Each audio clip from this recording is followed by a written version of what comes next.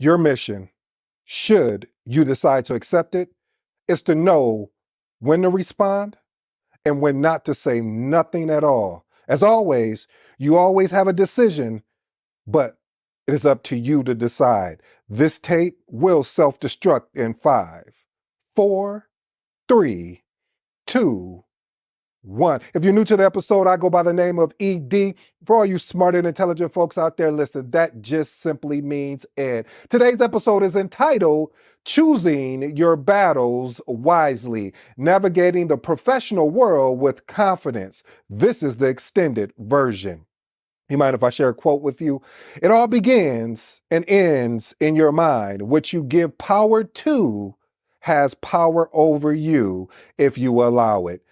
Les Brown. If you don't know, family, I have an 8-point framework. In these 8 points, I plan to unpack today's title, which is Choosing Your Battles Wisely, navigating the professional world with confidence. This is the extended version.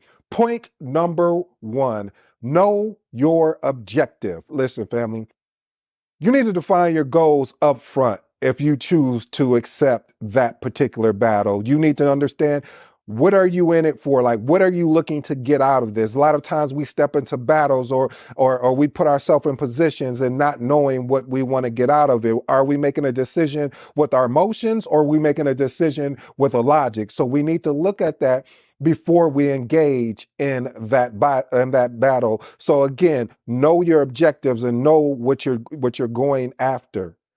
Hey family, I truly appreciate the love. I've been seeing some people really, locking in with me. So I appreciate you tuning in.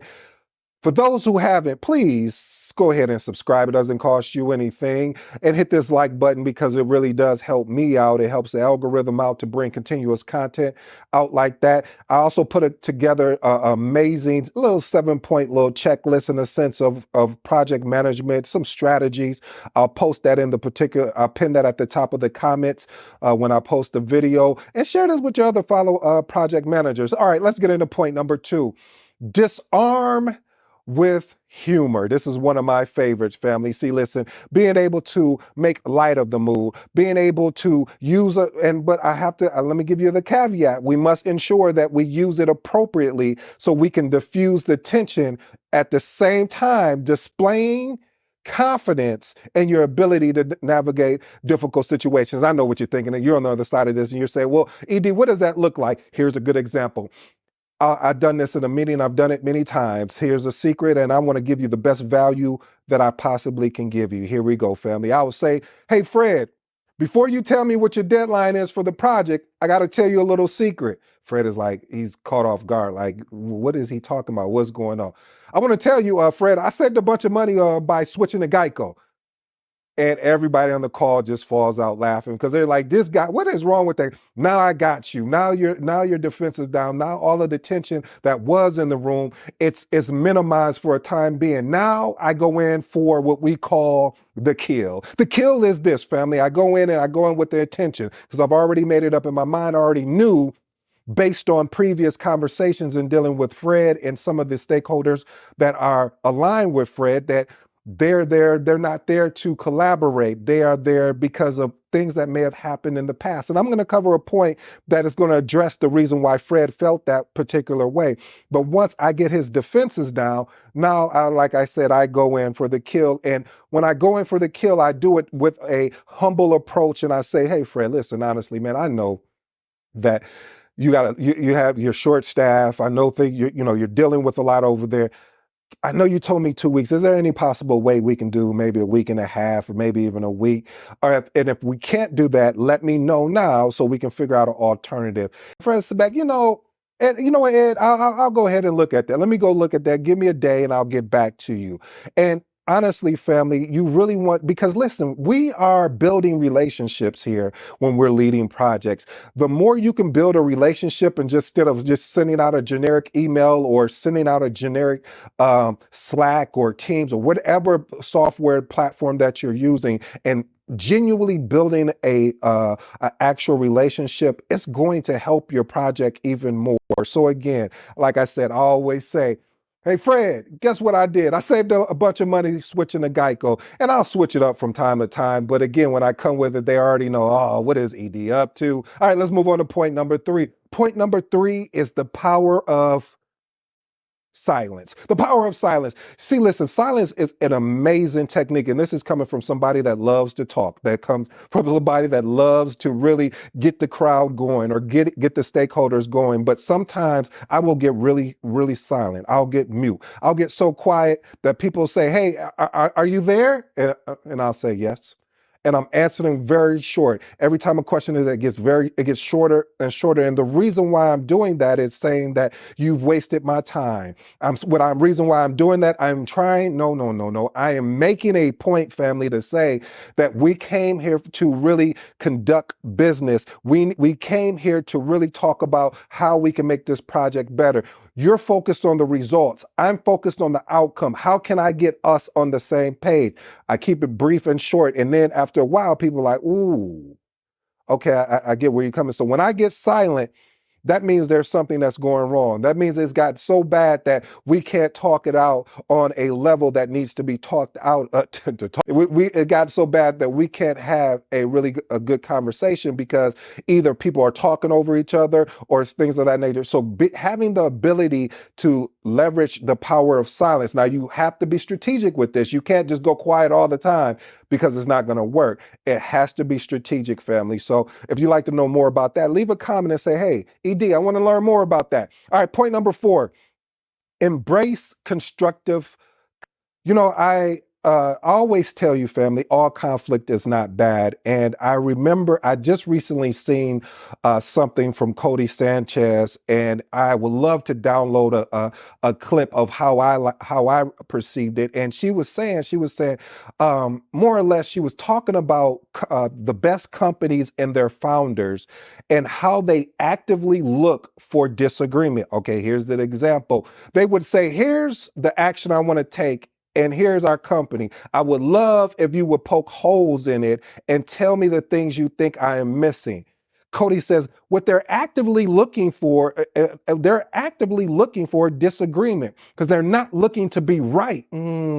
They are looking to win. They want to win. Family, how many times that when we get into disagreement, we are looking to be right instead of looking to win? See, I love that clip so much. I literally saved that clip and I recalled it when I was putting this together and I was like, man, that was so powerful that Cody downloaded that piece. And Cody, if you ever watch this, I appreciate you sharing that because that really meant a lot. Now I've changed my approach to conflict. I'm not no longer looking to be right. I'm looking to see what is the best outcome or what is the best interest in the means of for a actual project or whatever that thing is that I'm doing. So if you're not a project manager and you're thinking about getting into project management, this is one of the skill sets you want to definitely develop is having the ability to not look to see what's right, but to see how can we win? How can we win of getting the best outcome for this actual project? And I promise you more people are going to want to work with you. Point number 5, embracing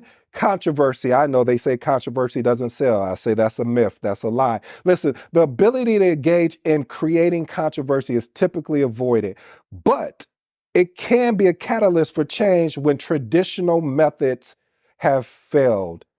I've seen it where controversy within a project may happen where someone may intentionally come in and shake up the stakeholders. And I've done it as well. And this is the lesson. I think I've shared that before with you, family. I've learned it from Greg Popovich and Steve Kerr, where they would intentionally get a technical by getting a technical in a sense because they're fighting for one of their players fights it really boosts the team morale. And sometimes I will intentionally go back and forth with a stakeholder to actually boost up the rest of the stakeholders and the team to say, hey, when I made that commitment, not the interest, when I made that commitment to you, I got to do the finger. When I made that commitment to you, I truly meant that I had your back, your side, and your front. As long as you're going to do the same for me. I will show up every day as long as you show up every day. I will display a sense and project a sense of professionalism as long as you do the same. But at any moment, if that has to change, if that pivots, we need to have a conversation. But until then, if a stakeholder is not playing ball, if they're not being cooperative, then yes, I will be the one that steps in the middle of that. You don't even have to worry about that. I got you. Let's move on to point number 6. Lead with solutions, not problem. Again, lead with solutions, not problem. This is one of the things I also shared that with you as well, family, where my mentor, one of my best friends actually pulled me aside. And when I got this game right here, ooh, it changed. I remember when I told you, basically here, I'll download you a quick copy of it. This is the cliff notes of it. I said where when I went to an actual sponsor, and I learned it from the sponsor who then turns out to be, a mentor and friend of mine. And they were like, hey, I was describing a problem over and over again. And then finally, I'm getting frustrated because I'm like, they're not really responding the way I wanted them to respond. And what happened was they said, hey, you came to me with the problem. You never proposed any solutions. When you're having a problem, come with a proposed solution. I don't care if it's right. I don't care if it's way off kilter, if it's off base. I don't care if it's way out of space. Point that he was making was, he doesn't want to do the thinking for me, but he wants to assist me how to think and how to make a decision if that problem ever comes up again. So family, I share that with you to say this: when you're up against a problem and you have to go to your sponsor, or you have to go to your stakeholders, or you have to go to, if you're in a PMO or your leadership, whoever it is that you have to go to get assistance, come and lead with a solution. Talk about the problem at a high level, but then say, here, this is what I propose. What do you think we could do about it? They may say, hey, I really like that proposed solution. Let's run with it. Or no, let's look at this or this. So family, lead with solutions and not problems.